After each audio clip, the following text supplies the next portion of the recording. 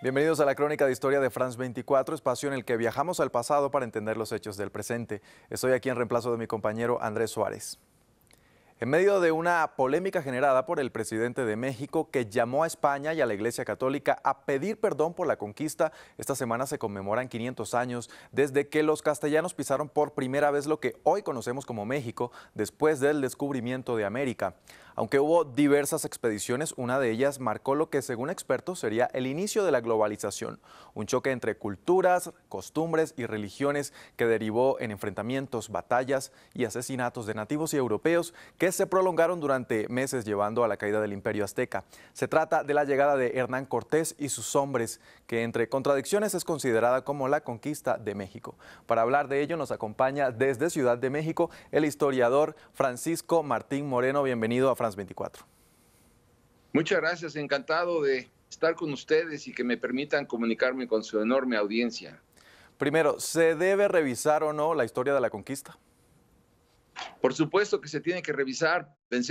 Partamos del supuesto que el libro La historia verdadera de la conquista de la Nueva España, que escribió Bernal Díaz del Castillo, en buena parte lo escribió 40 años después de los acontecimientos y él ni siquiera participó en la inmensa mayoría de ellos.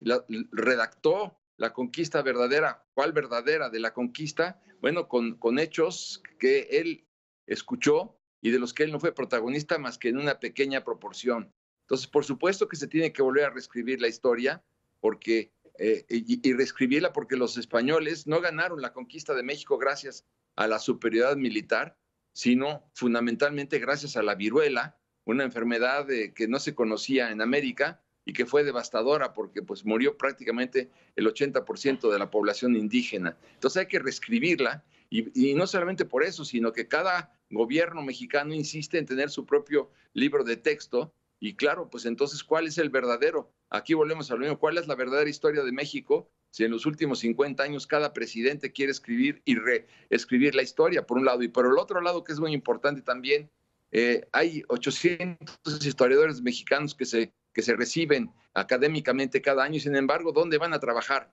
No hay las grandes fundaciones europeas o norteamericanas para financiar la redacción de una nueva historia. Entonces tendremos que recurrir a que los gobiernos mexicanos no escriban la historia, sino que la reescriban una institución académica independiente, autónoma, con un presupuesto propio, donde los grandes historiadores mexicanos redacten esta historia que sea ya inamovible o que se corrija de acuerdo a los descubrimientos que se vayan teniendo. Pero hay que quitarle al gobierno la posibilidad de que redacte la historia de México y sobre todo también financiar que las grandes empresas mexicanas financien a los historiadores mexicanos para que puedan vivir dignamente.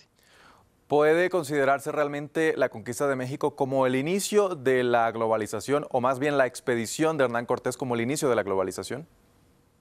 Yo creo que sí, yo creo que se puede considerar remotamente, sí, creo que sería un buen principio para comenzar porque fue la fusión de dos culturas y de ahí nació el mestizaje, situación que tampoco hemos podido superar mucho en México, porque si a los chiquillos les preguntas, oye, ¿tú quieres ser español? No. ¿Tú quieres ser indígena? No.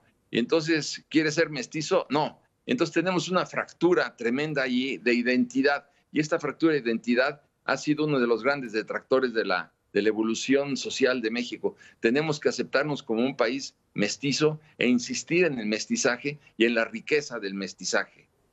¿Hay legados que puedan rescatarse no solo en México, sino también en América Latina? ¿Legados de la conquista te refieres? Sí, exactamente.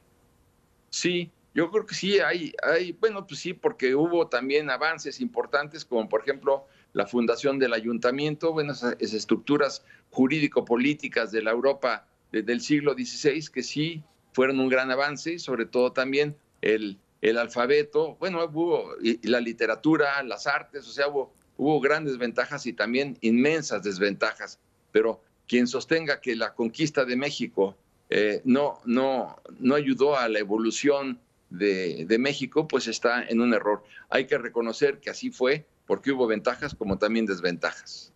Profesor, gracias por acompañarnos desde Ciudad de México. Muchas gracias. Quisiera agregar nada más un punto muy rápido, Claro. y que consiste en decir que si los españoles, en lugar de haber fundado miles de iglesias, hubieran fundado escuelas, tendríamos otro país. Cuando finalmente ganamos la independencia de México, 98% de los mexicanos no sabían ni leer ni escribir, pero eso sí, sabían del Evangelio. Creo que uno de los grandes errores de la conquista de México fue la construcción de iglesias en lugar de la construcción de universidades y de escuelas para formar a la inmensa población indígena. Muchas gracias nuevamente. Era el historiador Francisco Martín Moreno acompañándonos para discutir sobre los 500 años de la conquista. Recuerden que esta y otras crónicas las pueden consultar a través de fras24.com.